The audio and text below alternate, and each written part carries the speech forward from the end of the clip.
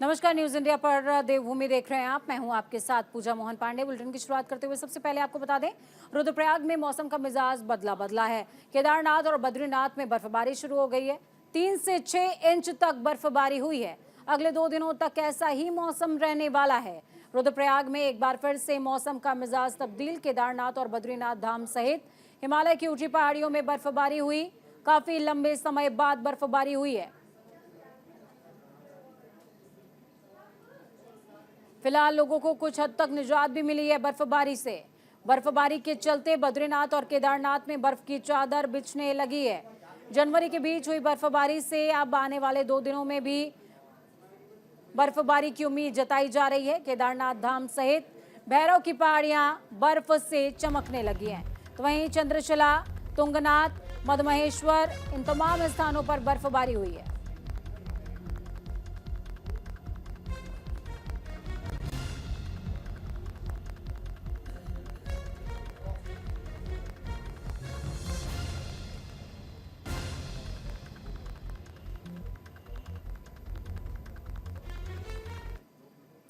उत्तराखंड में पहाड़ी क्षेत्रों में साल की पहली बार बर्फबारी देखने को मिली है, जिससे तापमान में गिरावट दर्ज की गई। बद्रीनाथ, केदारनाथ, गंगोत्री, औली और हर्षिल में साल का पहला हिमपात हुआ है। बद्रीनाथ के साथ ही हनुमान चट्टी, सतोपंत, फूल की घाटी, हेमकुंड, गौरसो बुग्याल समेत ऊंची पहाड़ियां बर्फ से ढकने लगी हैं। गंगोत्री धाम की पहाड़ियों पर हल्की बर्फबारी हुई है। हर्षिल घाटी में भी बर्फबारी होने से ठंड बढ़ गई है। औली में 2 इंच तक बर्फ जमा हो चुकी है। तो वहीं ठंड से बचने के लिए लोग अलाव का सहारा भी ले रहे हैं।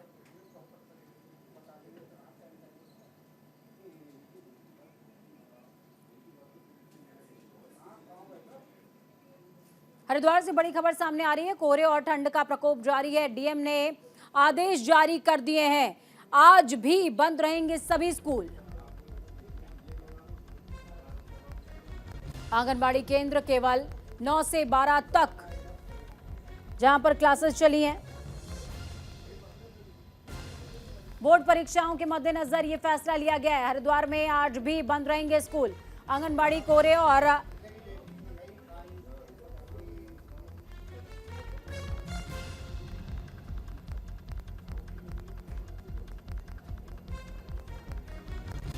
और ठंड को देखते हुए डीएम ने आदेश जारी किए हैं। हरिद्वार में ठंड की वजह से 17 जनवरी को सरकारी छुट्टी थी, जिसके बाद आज से स्कूल खुलने की उम्मीद थी।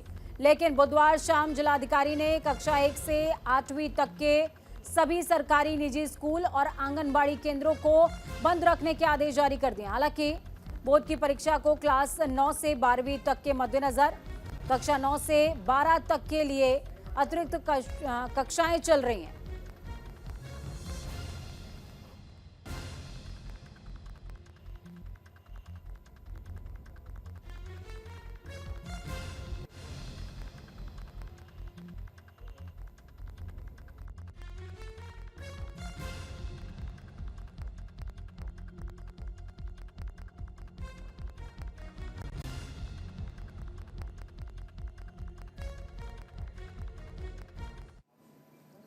तो वहीं हल्द्वानी और आसपास के इलाकों में घना कोहरा लोगों के लिए मुसीबत का सबब बना हुआ है, जिससे कड़ाके की सर्दी पड़ रही है। कई जगहों में विजिबिलिटी काफी कम है। घने कोहरे और ठंड को देखते हुए कुमाऊं कमिश्नर ने सभी नगर निगम के अधिकारियों को अलाव और रैन बसेरे की सही व्यवस्था करने के निर्देश दिए हैं।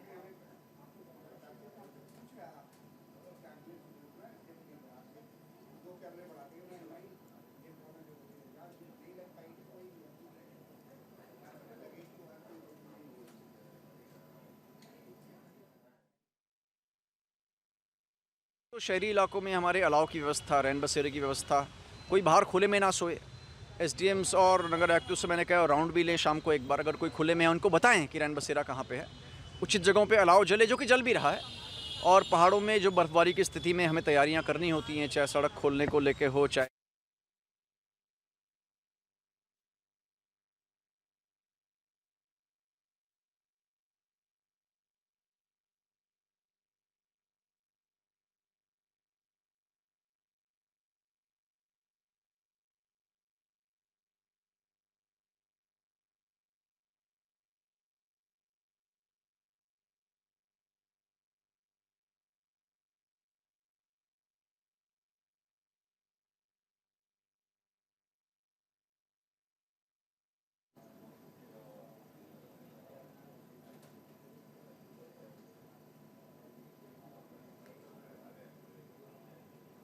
हरिद्वार में अंकिता भंडारी प्रकरण को लेकर प्रदेश कांग्रेस ने न्याय यात्रा निकाली है। ऋषिकुल चौक से शंकर आश्रम चौक तक निकाले गए मार्च में कांग्रेसी नेताओं में गुस्सा देखने को मिला।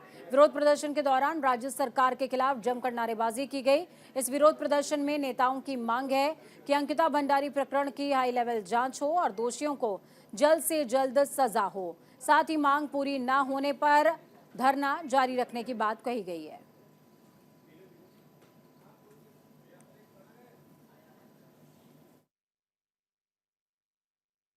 लगातार कांग्रेस अब पहले से कह चुके हैं, ऐसे लोगों के खिलाफ निरंतर सड़कों पर उतरती रहेगी जब तक कि अंकिता भंडारी को न्याय ना मिल जाए। इसी कड़ी में ये दिन रात जब भी है पार्टी का आदेश होगा तभी न्याय यात्रा निकाली जाएंगी। कांग्रेस शांत बैठने वाली नहीं है। वीआईपी की बात कर रहे हैं, उस वीआईपी का नाम क्यों नहीं उजागर कर रहे हैं? इसकी सीबीआई जांच करे, चाहे कोई भी जांच करे, चाहे हाई कोर्ट के न्यायाधीश से जांच कराई जाए। जब तक ये बिल्कुल फेयर जांच नहीं हो। मांग यही है कि अंकिता भंडारी के हत्यारों को सजा दी जाए, उन्हें फांसी की सजा दी जाए। जिस तरह से निर्भया कांड में जिस तरह से निर्भया कांड के दोषियों को मिली है फांसी की सजा, इसी तरह से अंकिता भंडारी के कातिलों को भी फांसी की सजा मिलेगी।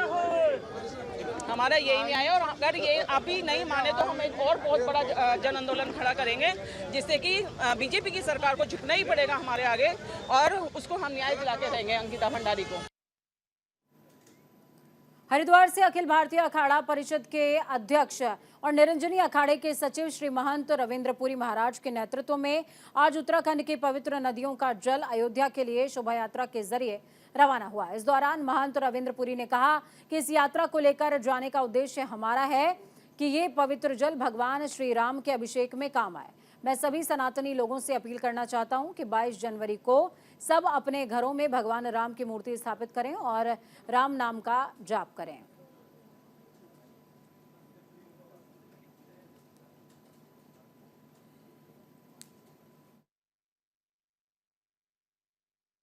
जिनकी आप बात करते हैं बहुत बड़े आदमी है, राजा आदमी है।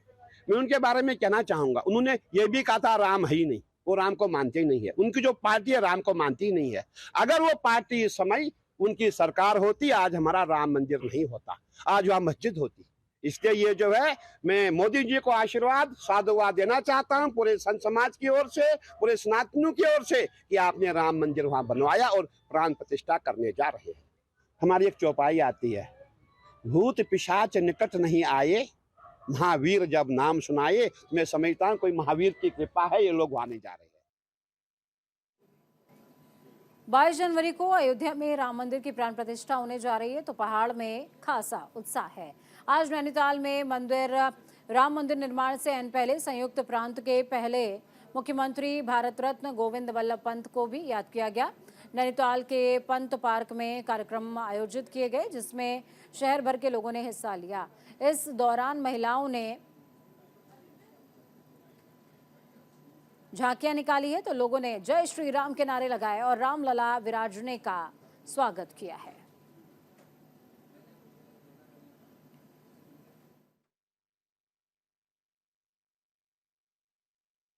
वल्लभ पंत जी का एक योगदान रहा 1949 में जो मूर्ति का वहाँ पर स्थापन किया।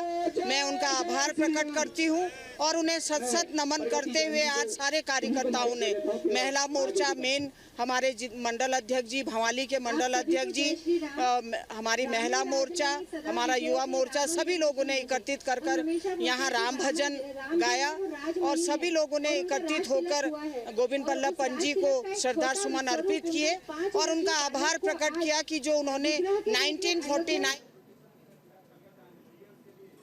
तो ये उत्तराखंड में होमगार्ड ऐप लॉन्च हुआ है। बढ़ते हुए अत्याचार और अपराध को देखते हुए लॉन्च किया गया है दूत होमगार्ड ऐप। इस ऐप से आपको वो सारी सुविधाएं उपलब्ध होंगी, जैसे एक्सीडेंट होना या किसी महिला पर अत्याचार होना या एम्बुलेंस की सही सुविधा। इस ऐप के जरिए एक बटन दबाने से होमगार्ड का जवान आपके पास पहुंच जाएगा और आपकी मदद करेंगे।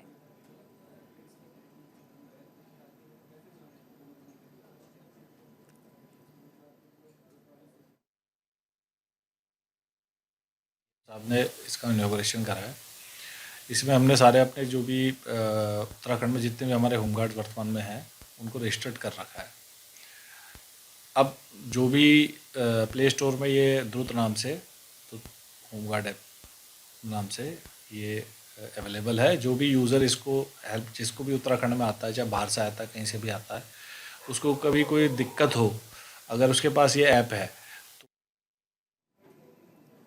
नैनीताल के एकमात्र खेल मैदान में खिलाड़ियों को बेहतर सुविधाएं और खेल मैदान DSA के सुविधाकरण को लेकर नगर पालिका में सभी स्टेक होल्डर्स की बैठक हुई। नगर पालिका सभागार में आयोजित इस बैठक में प्रशासन और खेल विभाग समेत नैनीताल के खेल प्रेमी मौजूद रहे। इस दौरान DSA के पास पर्याप्त धन की कमी के चलते खिलाड़ियों को पर्याप्त सुविधा न मिल पाने को लेकर विचार विमर्श किया गया।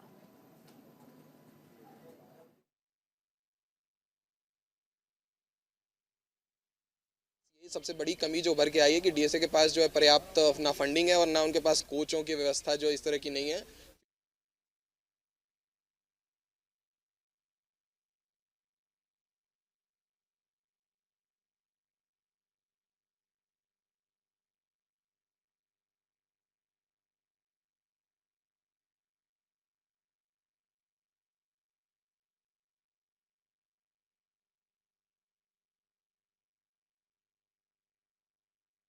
कि DSA के पास यही सबसे बड़ी कमी जो उभर के आई है कि DSA के पास जो है पर्याप्त ना फंडिंग है और ना उनके पास कोचों की व्यवस्था जो इस तरह की नहीं है।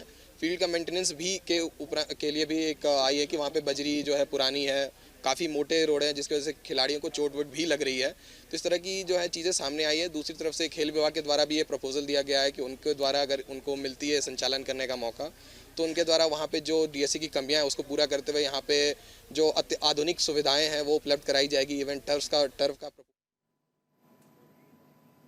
मंगलौर के नारसन विकास खंड कार्यालय के सभागार में त्रिमासिक BDC बैठक का आयोजन हुआ। ब्लॉक प्रमुख कोमल देवी की अध्यक्षता में आयोजित की गई बैठक, जिसमें ग्रामीण क्षेत्र के विकास को लेकर चर्चा की गई है। साथ ही बैठक के दौरान ग्राम प्रधान के साथ क्षेत्र पंचायत सदस्यों की ओर से संबंधित अधिकारियों को विकास कार्यों संबंधी ग्रामीण क्षेत्रों की समस्याओं से भी रूबरू कराया गया और बैठक के दौरान जल जीवन मिशन की सबसे अधिक समस्या सामने आई। हालांकि सहायक कलेक्टर दीपक सेठ ने बताया कि इस समस्या का जल्द निवारण करेंगे।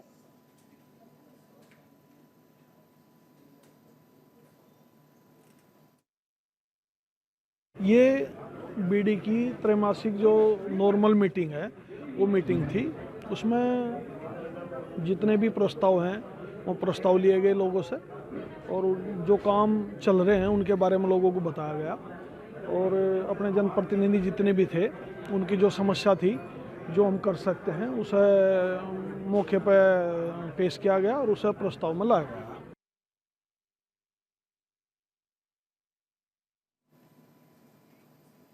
सीमांत क्षेत्र पंचायत भटवाड़ी की बैठक ब्लॉक प्रमुख वनिता रावत की अध्यक्षता में आयोजित हुई। बैठक में जनप्रतिनिधियों की ओर से जनहित और विकास से जुड़े अनेक मुद्दे उठाए गए।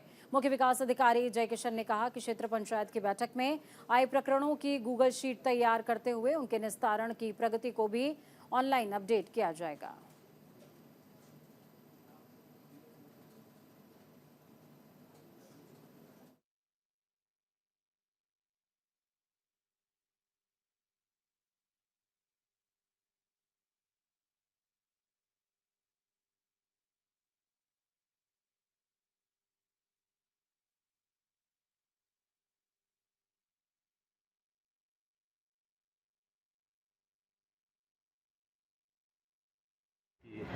जो VDC की बैठक थी उसमें मुख्य विकास अधिकारी जी भी थे और जो अभी प्रभारी जिलाधिकारी भी हैं हमारे, और कई मुद्दों पे जो है चर्चाएं हुई जनप्रतिनिधियों की, अधिकारियों से।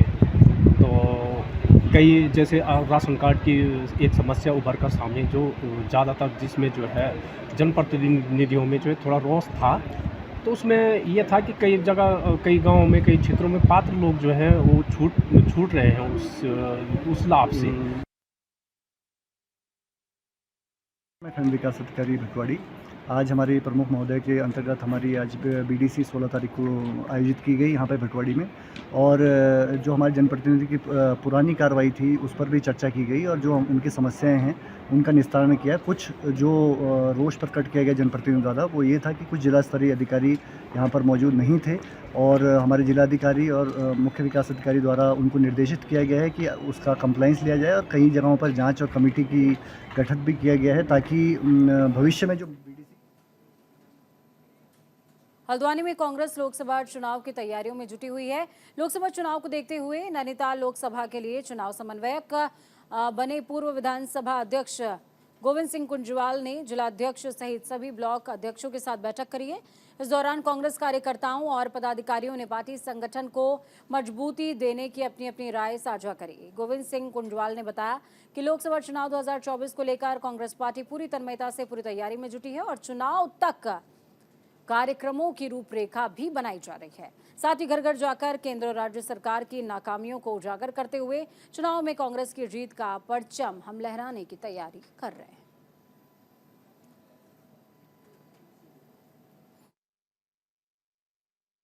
देखिए, हम जो हमारा संगठन है उस संगठन की मजबूती के लिए उन्होंने अभी तक क्या काम किया, कहाँ पर क्या बना है, इसकी समीक्षा कर रहे हैं और उसके बाद जो आगे चुनाव की रणनीति। देखिए, हमारे आदरणीय गोविंद सिंह कुंजवाल जी को नैनीताल उधम सिंह नगर लोकसभा का कोऑर्डिनेटर बनाया गया है और अभी दिल्ली में उनको बुलाया गया था सारे कोऑर्डिनेटर्स को, और वहाँ पे वॉर रूम में पूरी तैयारी के साथ किस प्रकार से रूपरेखा रहेगी और हर 10 बूथ पे एक मंडलम बनाया गया है और उस पर एक प्रभारी भी देना है ताकि 2 लोग 10 बूथ की जिम्मेदारी लेके मॉनिटरिंग भी करें और जितने पदाधिकारी हैं, जैसे जिला कार्यकारिणी के 150 पदाधिकारी हैं नैनीताल जिले के, तो वो 150 के 150 लोग अब।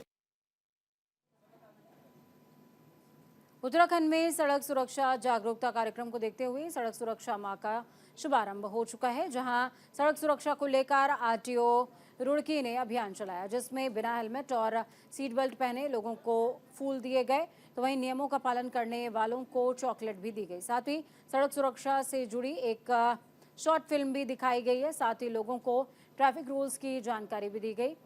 इस दौरान आरटीओ के अधिकारियों का कहना है कि ये सिर्फ अभी लोगों को जागरूक करने को लेकर इस तरह का अभियान चलाया जा रहा है ताकि लोग हेलमेट को बोझ ना समझें, क्योंकि इससे अपनी जान बचाई जा सकती है।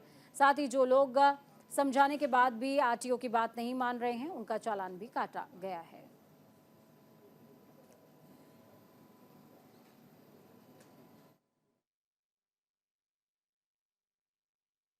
हमारा सड़क सुरक्षा माह चल रहा है और जिसके तहत हम विभिन्न तरीके से अपनी जनता को जागरूक कर रहे हैं सड़क सुरक्षा के नियमों के प्रति, और उसी के तहत आज हमने एक नया कार्यक्रम शुरू किया है। जिस बस में हम बैठे हैं ये एक मतलब अवेयरनेस वैन है और इसके अंदर हम आप पीछे देख सकते हैं एलईडी लगी हुई है, जिसमें हम लोगों को जो नियम तोड़। ज्ञान गोदड़ी गुरुद्वारे की मांग को लेकर सिखों का एक जत्था हरिद्वार में दाखिल होने की कोशिश कर रहा था, जिसे पुलिस ने सीमा कुल्हाल बॉर्डर पर रोक दिया। पुलिस ने सुरक्षा के लिहाज से उत्तराखंड का कुल्हाल बॉर्डर सील कर दिया। वहीं मौके पर पुलिस के अधिकारियों ने कुल्हाल बॉर्डर पर मोर्चा संभाला। साथ ही अधिकारियों के काफी समझाने और आश्वासन के बाद शांतिपूर्ण तरीके से सिखों का यह जत्था वापस भी लौट गया।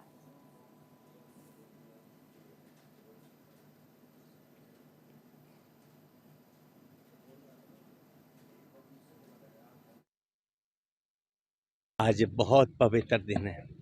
आज के दिन हमने पांवटा साहिब गुरुद्वारा में अरदास की है और हरिद्वार हर की पौड़ी हम जाना चाहते थे गुरुद्वारा ज्ञान गोदड़ी साहिब, पर यहाँ पर पुलिस का इंतज़ाम था। उन्होंने ये कहा कि ये आदेश हैं ऊपर से। ये गुरुचरण सिंह बब्बर जो आज हरिद्वार जा रहे थे, तो उनको सुरक्षा और लोक शांति व्यवस्था की दृष्टि से आज यहाँ पे रोका गया है। उनके द्वारा अभी यहाँ पे हमारे द्वारा रोका गया है। हरिद्वार नहीं जाने दिया जा रहा है, जाएगा। उनकी मांग हरिद्वार में गुरुद्वारों को लेकर है। उत्तराखंड के सोनप्रयाग के पास एक डंपर खाई में दुर्घटनाग्रस्त हो गया। अनियंत्रित होने की वजह से डंपर 150 मीटर गहरी खाई में जा गिरा है, जहां मौके पर मौजूद लोगों ने एसडीआरएफ को सूचित किया। मौके पर पहुंची टीम एसडीआरएफ टीम ने राहत और बचाव कार्य किया है, जहां पर उन्होंने लोगों का रेस्क्यू करते हुए लोगों को अस्पताल में भर्ती करवा दिया।